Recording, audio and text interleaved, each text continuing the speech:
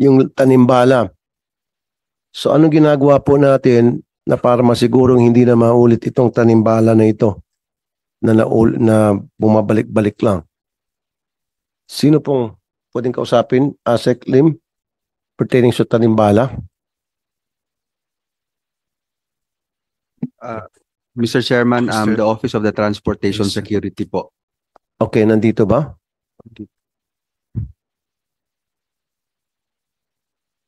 In fact, meron din ako nakitang isang video.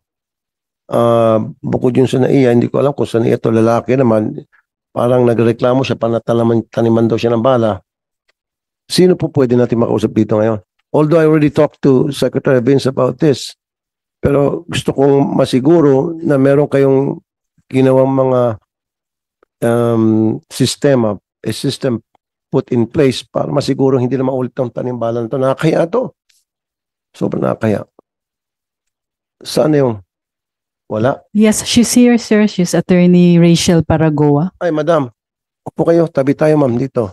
Bigyan na si ma'am. Huwag ko kayo matakot. Sige. Matagal na po ito eh. Naulit lang. Bumalik lang. Anong pangalan niyo po, madam? Good afternoon, Senator. I'm Attorney Rachel Parago of Office Attorney for Rachel. Transportation Security. Okay. So, ano pong ginawa nyo sa inyong tanggapan para hindi na maulit yung tanimbala? I have to verify this with our office, Mr. Senator, but the personnel involved are under investigation already. And Under investigation, si Bakla. there are rules in administrative proceedings that we have to first trash out po, sir. So, hindi pa pala si Bak. Akala ko sabi ni Secretary Vince, si Bak na. So, hindi pa pala si Bak. Under Sir- investigation pa lang. Sir, I have to confirm, but as of my knowledge, sir, we have to trash out the administrative proceedings under the civil service rules po, sir. Okay, so they're under investigation pa under the Civil Service Code. So, pero they're not allowed to work. They're not allowed to go on duty. No, sir. And then, gaano katagal bago malaman matapos yung investigation na talagang meron silang kasalanan? Sir, we have to expedite the case po, sir. But we will update you on the status of their Ma'am, employment. Tagalogin nyo lang po, ma'am, para mas mapabilis tayo. Sige po, sir.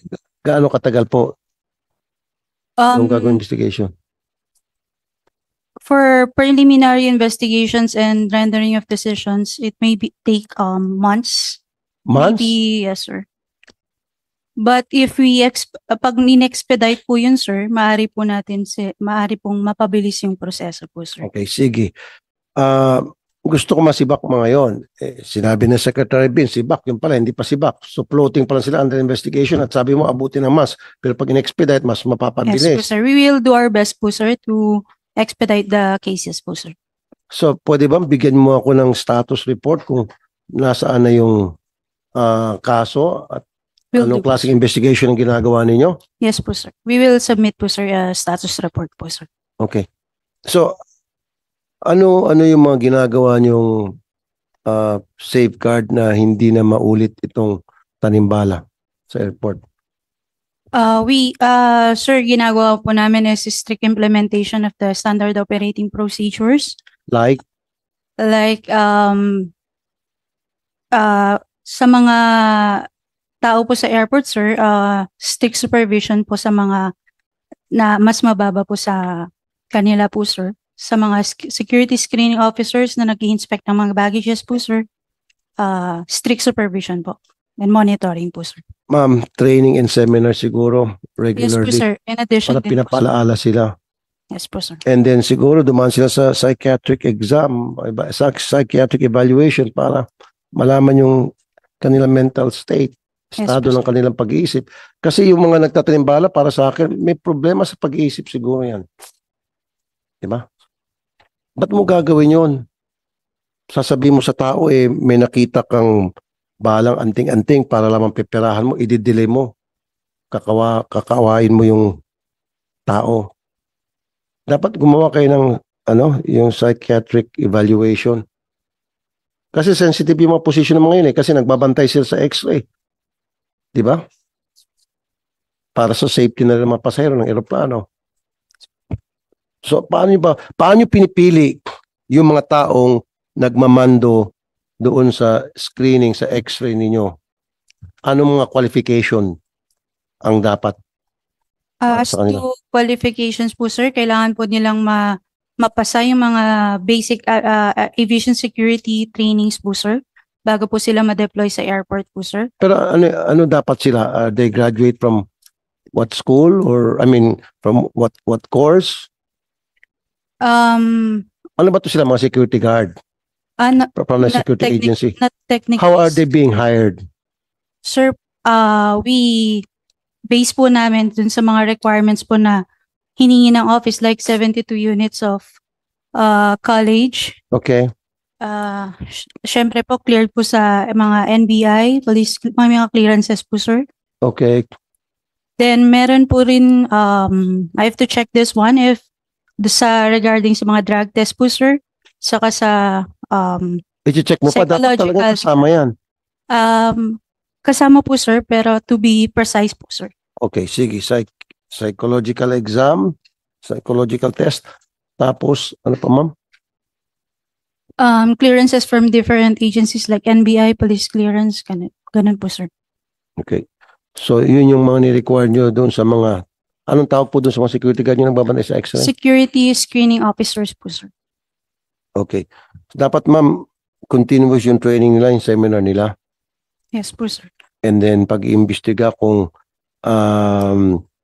tama ba yung ginagawa nila, dapat meron din kayo CCTV para tingnan, i-observe yung mga Yes, activities nila. Kuminsan Yes, kasi nagtatawanan lang, kuminsan chichismisan lang, habang meron pang pinapadaan dyan na gamit, kakausap yung kasama niya, mamarites. Dapat nakafocus lang sa machine. Yes po, sir. Kasi napaka-sensitive po, napaka-importante ng posisyon ng nagbabantay sa x-ray. Yes po, sir. Dapat hindi siya nakikipagchismisan. Kung pwede nga, maglagay siya sa tenga niya. Seryoso ko, headset na para hindi siya ma-distract. Pag may dumaan na gamit, nakatitig lang siya doon. Ang nangyari ngayon, mag-observe ka. Nagkipag-usap sa mga kasama niya. Yung isa may hawak-hawak pang stick. Anong ulam mo kanina? Bulalo. Hindi, totoo yan. Kung saan. Pumunta ako sa birthday ng isang araw.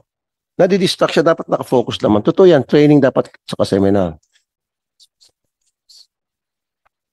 Continuous naman po yung mga training po nila, sir. May mga refresher po sila every year sa mga personnel po namin, sir. Okay, so gusto ko yung tatlo malaman kung ano ng status ng Yes. pag-imbestiga against them. Hindi pa pala si Bak yun. We have to verify sa office po, sir, pero yun nga po, may mga rules po sa civil service na Okay. kailangan po namin I understand comply. po. Pero for the meantime, hindi sila pinagtatrabaho muna, pinag-duty. Hindi pa po, sir.